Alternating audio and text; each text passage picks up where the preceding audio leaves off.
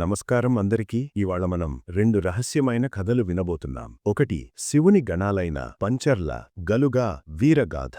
మరొకటి కోట్ల మందిని కట్టిపడేసిన కాంతారా సినిమా వెనుకున్న నిజ కథ, అంటే దేవరకుల, భూతకుల సంప్రదాయం. మరి ఆలస్యం లేకుండా కథ మొదలు పెడదాం. ప్రపంచానికి అధిపతి అయిన పరమశివుడు ఎల్లప్పుడూ తన చుట్టూ గణాలచే రక్షించబడి ఉంటాడు. వాటిల్లో అందరికీ తెలిసినవారు నంది, భృంగి. కాని గ్రామీణ కథల్లో వినిపించే ప్రత్యేక గణాల పేర్లు పంచర్ల, గలుగ. పంచర్ల అంటే కోట, కంచె, రక్షకుడు. ఆయన శివాలయ ద్వారపాలకుడిగా ఉండేవాడు. ఎవరు శివుని ఆలయాన్ని అవమానిస్తే వారికి భయంకర శిక్ష విధించేవాడు. గలుగ స్వభావంలో ఉగ్రుడు, కోపముతో నిండినవాడు. కాని శివుని పట్ల అమోఘమైన భక్తి కలవాడు. శివ ఆజ్ఞ తప్ప మరేదానికి వంగడు. ఒకసారి శివుడు వారినిద్దరినీ ఒక పవిత్ర జ్యోతిర్లింగాన్ని కాపాడమని ఆజ్ఞ ఇచ్చాడు. రాక్షసులు దాడి చేశారు.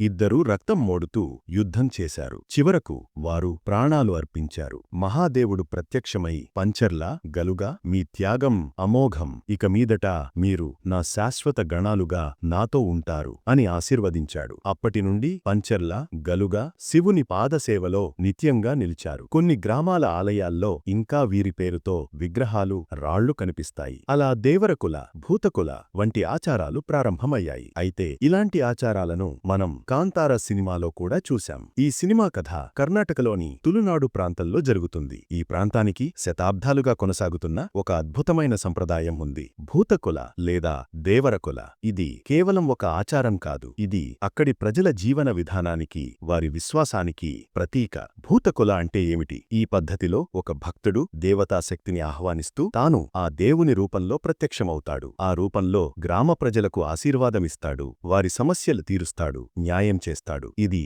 ఆ ప్రాంత ప్రజలకు భౌతికంగా కనిపించే దేవుని అనుభవం. కాంతారా సినిమాలో చూపిన పురాణ కథ. ఒకప్పుడు ఒక రాజు అడవుల్లో విహరిస్తూ ఒక దేవతా విగ్రహం దగ్గర ఆగుతాడు. ఆ రాజు దేవుణ్ణి ప్రార్థిస్తూ, నా వంశానికి, నా ప్రజలకు ఉండేందుకు ఈ భూమిని ప్రసాదించు అని అడుగుతాడు. దేవుడు కరుణతో భూమిని రాజుకు ఇస్తాడు. కాని ఒక ముఖ్యమైన షరతు పెడతాడు. ఈ భూమిని నీ సంతానం స్వార్థ ప్రయోజనాలకు వాడకూడదు. ఇది ప్రజలందరికీ సొంతం. ఆ వాగ్దానం విరగబెట్టబడితే నేను మళ్లీ ప్రత్యక్షమవుతాను అని హెచ్చరిస్తాడు. ఈ షరతే కాంతార కథలో ప్రధానంగా మారుతుంది. తరాల తర్వాత రాజు వంశస్థులు ఆ వాగ్దానాన్ని విస్మరించి భూమిని స్వార్థ ప్రయోజనాలకు వాడటం మొదలుపెడతారు. దాంతో దేవుని ఆగ్రహం మళ్లీ భూలోకంలో ప్రతిధ్వనిస్తుంది. కాంతార ప్రత్యేకత. ఈ సినిమాలో భూతకుల ఆచారం, దేవతాశక్తి, మనుషుల స్వార్థం మరియు ప్రకృతి పట్ల గౌరవం అన్నీ ఒకే తాటిపై చూపించారు. ఇది కేవలం ఒక కథ కాదు. తులునాడు ప్రాంతపు ఆధ్యాత్మికత, సంప్రదాయం, జీవనతత్వాన్ని ప్రతిబింబించే గాథ.